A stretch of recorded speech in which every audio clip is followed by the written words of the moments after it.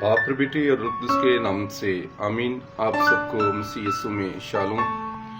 आज की पहली तिलावत मुकद्दस पौलुस रसूल का खत रोमियो की कलीसिया के नाम और उसके 11वें बाब में से ली गई है। आज की अंजील मुकद्दस लूका की अंजील और उसके 14वें बाब में से ली गई है। आए हम आज की पहली तिलावत जो रोमियो के खत में से ली गई है उस पर ध्यान और ज्ञान और गौर करें।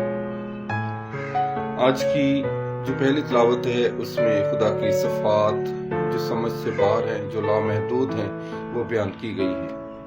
रोमियो के खत में लिखा है कि जिस तरह खुदा गैर मुतबद्दल है, इसी तरह खुदा की बरकतें और रहमतें ला तब्दील हैं।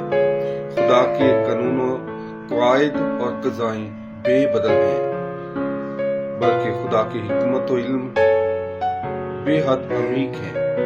खुदा के ख्यालात और इरादे बेनिशान और इंसान की बसीरत से बालातर हैं।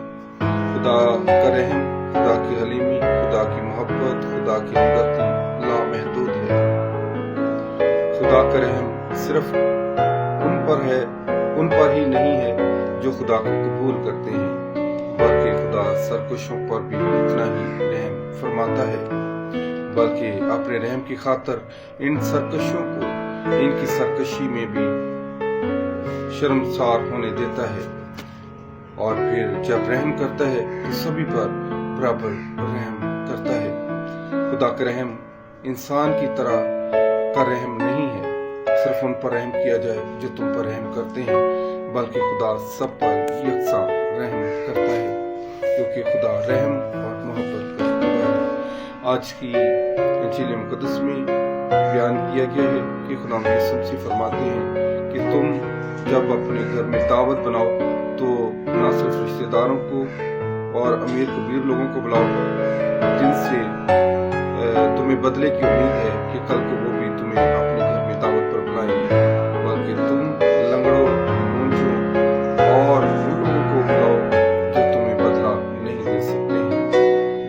जमीन पर रहते हुए हमें इन चीजों पर अमल करने की जरूरत है कि खुदा की बादशाहत में खुदा हमसे क्या चाहता है। और जब हम इस तरह के काम जो कलाम मुकद्दस बताता है, जब हम करते हैं तो फिर हम कलाम के शागिर्द बनते हैं। आज का दिन हम सबके लिए बाइस से बरकत है। खुदा हमें बरकत दे कि हम आज के कलाम पर अमल कर सकें। इसी